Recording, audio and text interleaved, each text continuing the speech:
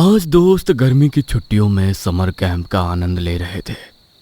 देर रात बॉनफायर के पास उन्हें किसी के होने का एहसास हुआ। वे लोग इधर उधर देखने लगे। कोई तो है यहाँ। हाँ, मुझे भी ऐसा ही लगा। वे लोग कुछ समझ पाते उसके पहले ही एक साया उनके एक दोस्त को घसीट के वहां से ले गया। सभी लोग घबराकर वहां से भागे। उस गायब हुए लड़के की कोई खबर नहीं थी। वो कभी मिला ही नहीं। कहते हैं उस लड़के के गायब होने के बाद हर साल समर वेकेशन में उस कैंप साइट से कोई ना कोई गायब हो जाता था। इसलिए उस कैंप साइट को बंद कर दिया गया। 20 साल बाद गर्मी की छुट्टियां शुरू होते ही कॉलेज के 5 दोस्त आरव, कबीर, नील, तान्या और रिया कहीं एडवेंचर ट्रिप पर जाने की प्लानिंग कर रहे थे। यार, इस बार कुछ अलग करते हैं। सिर्फ घूमना नहीं, असली एडवेंचर, समथिंग थ्रिल। तो फिर पहाड़ चलते हैं। ट्रैकिंग, कैंपिंग, बॉनफायर सब मिलेगा और थ्रिल भी मिलेगा।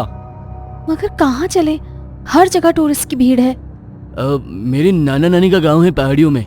बहुत सुंदर जगह है। जंगल, नदी, पहाड़ सब है। और सबसे अच्छी बात, वहाँ भीड़ भी नहीं होती। मगर क्या वहाँ मजा आएगा? एक बार चलकर देखो। बस फिर क्या था, प्लान फाइनल हो गया। 2 दिन बाद पांचों दोस्त पहाड़ियों के बीच बसे उस छोटे से गांव में पहुंच गए। गांव छोटा था, चारों तरफ घने जंगल और पहाड़ों पर हमेशा तैरती हुई धुंध। यह जगह तो दिखने में बहुत ही एडवेंचरस लग रही है। एडवेंचरस नहीं, मुझे तो हॉरर लग रही है। ऐसा लग रहा है अभी कहीं से हॉरर म्यूजिक बजेगा और एक चुड़ैल मेरे सामने आकर खड़ी हो जाएगी। उसके लिए कोई स्पेशल जगह की जरूरत नहीं है। कभी भी कांच के सामने खड़ी हो जा, तुझे चुड़ैल नजर आ जाएगी। अरब की बात सुनकर रिया को गुस्सा आ गया और बाकी लोगों को हंसी। मस्ती मजाक करते हुए लोग नील के नाना नानी के घर पहुंच गए। नाना नानी ने उनका बहुत प्यार से स्वागत किया। नानी ने उनके लिए गर्मा गर्म खाना बनाया। सब लोग बहुत खुश थे।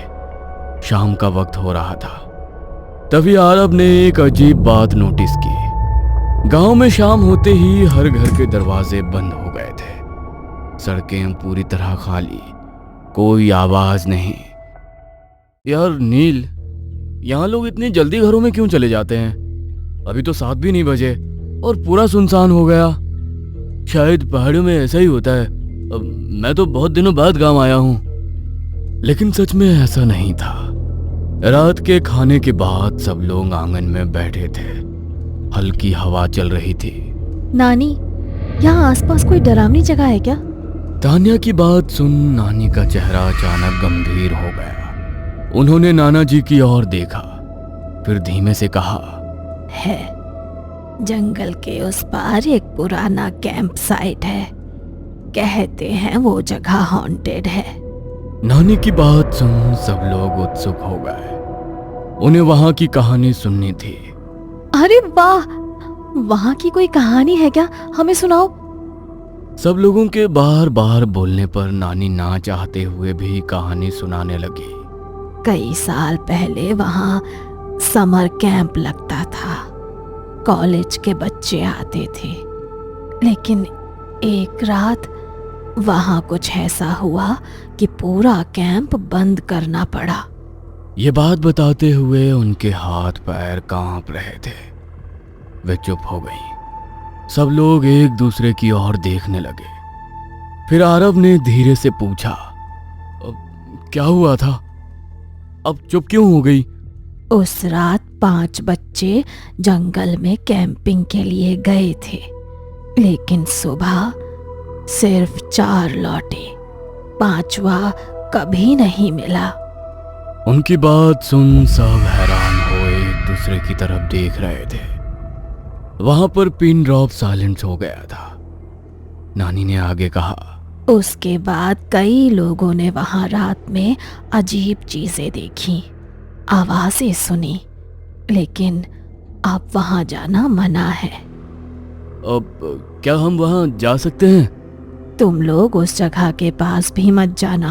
वहां से दिन में भी लोग दूर रहते हैं। लेकिन उन लोगों को ये सब सुनकर डर नहीं लगा, बल्कि रोमांच बढ़ गया। यार, यही तो असली एडवेंचर है, चलते हैं। अब साथ में चलो ना, बस एक रात कैंपिंग करेंगे और सुबह वापस, किसी को कुछ पता भी नहीं चलेगा।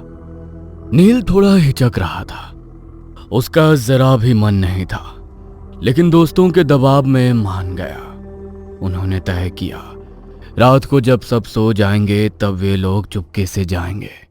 रात के करीब 11 बजे सब लोग टॉर्च और कैंपिंग का सामान लेकर निकल पड़े।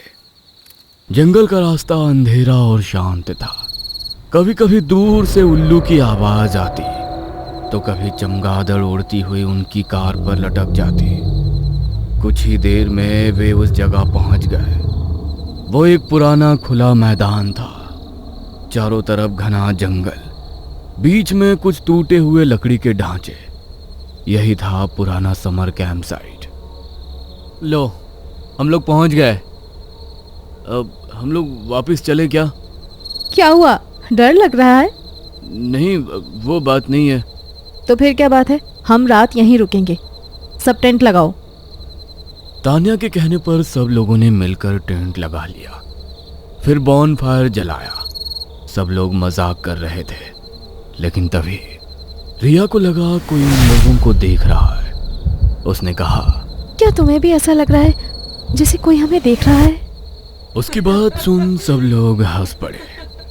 रिया थोड़ी सी नाराज हो गई, फिर वो इधर उधर देखने लगी। वो थोड़ी सी डरी हुई थी, तो कबीर माहौल को हल्का करने के लिए बोला, लगता है हॉरर फिल्म ज्यादा देख ली है तूने। मेरा यकीन करो, वहां कोई था। किसी ने रिया की बात का यकीन नहीं किया। सबको मजाक लग रहा था, लेकिन सच में जंगल के अंधेरे में कोई तो था जो उन पर नजर रखे था। थोड़ी देर बाद आरब को प्यास लगने लगी। यार, प्यास के मारे मेरा गला सूख रहा है, मैं पानी लेकर आता हूँ। कहते हुए वो पानी लेने गया। वो टॉर्च लेकर जंगल की तरफ गया। तभी उसने जमीन पर कुछ देखा, गीली मिट्टी में 5 पैरों के निशान। लेकिन अजीब बात यह थी कि वे निशान कैंप की तरफ से जंगल की ओर आ रहे थे, जैसे कोई पहले से यहाँ था। अरब ने वापस आ सबको बताया। उसकी बात सुन सब लोग थोड़ा डर गए। कम ऑन, हम लोगों को डराने की बेकार कोशिश थी। मैं सच कह रहा हूँ। तुम लोग बेकार ही बहस कर रहे हो, शायद कोई जानवर होगा। रात के करीब 2 बजे जब सब लोग सोने की तैयारी कर रहे थे, तभी जंगल के अंदर से एक डरावनी चीख सुनाई दी। वो इंसान की आवाज थी। सब लोग डर गए। ये क्या था? कहते हुए उसने टॉर्च आवाज की दिशा की ओर की, तो अचानक टॉर्च अपने आप बंद हो गई और चारों तरफ गहरा अंधेरा छा गया। सब लोग टेंट की ओर चलो। तान्या के कहने पर सब लोग टेंट के पास पहुंचे, मगर कुछ सेकंड बाद किसी के चलने की आवाज आने लगी, धीरे धीरे, जैसे कोई टेंट के बाहर घूम रहा हो। टेंट की दीवार पर एक परछाई दिखी, एक इंसान की। लेकिन वहां 5 दोस्त तो टेंट के अंदर थे, तो बाहर कौन था? यह सोच सभी डर गए। सुबह के करीब 4 बजे सबको थोड़ी देर के लिए नींद आ गई। जब आरब की आंख खुली तो उसने देखा कबीर टेंट में नहीं था। यह कबीर कहाँ गया? उसकी आवाज सुनकर सब लोग उठ गए और बाहर की तरफ दौड़े, लेकिन कबीर कहीं नहीं था।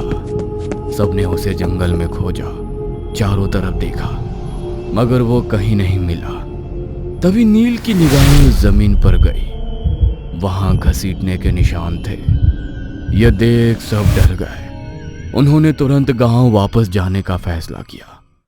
सुबह होते ही वे भागते हुए गांव पहुंचे। नानी ने उन्हें देखा तो घबरा गई। सारी रात तुम लोग कहाँ थे?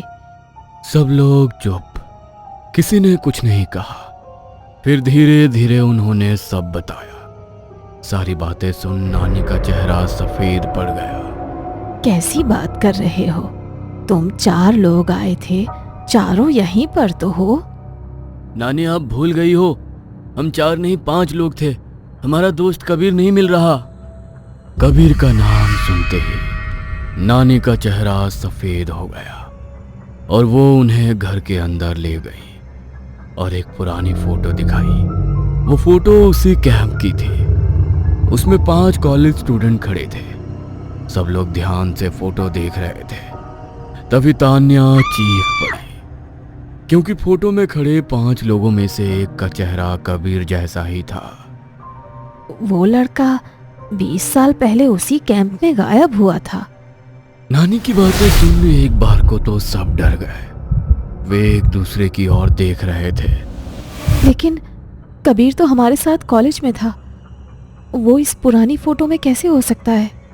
क्या तुम लोग उसे सच में कॉलेज से जानते थे या अभी मिला था?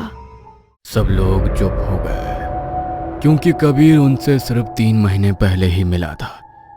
यदि कबीर वही गायब हुआ लड़का है तो उन लोगों के साथ कैसे आया? तभी अचानक आरव के फोन पर एक मैसेज आया जो कि अननोन नंबर से था। उसमें सिर्फ एक फोटो थी। वो फोटो उसी रात की थी, कैंप साइट की। उस फोटो में 4 लोग टेंट के पास खड़े थे। आरव, नील, तान्या, रिया और उनके पीछे अंधेरे में कबीर खड़ा था। लेकिन उसकी आंखें पूरी तरह काली थीं और मैसेज के नीचे लिखा था, नेक्स्ट समर कैंप में फिर आऊंगा। यह देख आरव डर गया। उसने मोबाइल नील की तरफ बढ़ाया तो नील रहस्यमयी तरीके से मुस्कुराने लगा और उसका चेहरा धीरे धीरे कबीर की तरह हो गया। क्या हुआ? मैसेज का रिप्लाई तो करो। आप लोग आएंगे ना मेरे साथ समर कैंप में? दोस्तों, कहानी तो देख लिया आपने, पर अभी तक चैनल को सब्सक्राइब नहीं किया। प्लीज सब्सक्राइब करें और एक छोटा सा कमेंट करें। आपका हर एक कमेंट हमें और अच्छे अच्छे वीडियो बनाने के लिए मोटिवेट करता है और YouTube को भी लगता है कि ऑडियंस हमारे चैनल को पसंद करती है। शुक्रिया। हम फिर मिलेंगे अगले शनिवार एक नई डरावनी कहानी के साथ।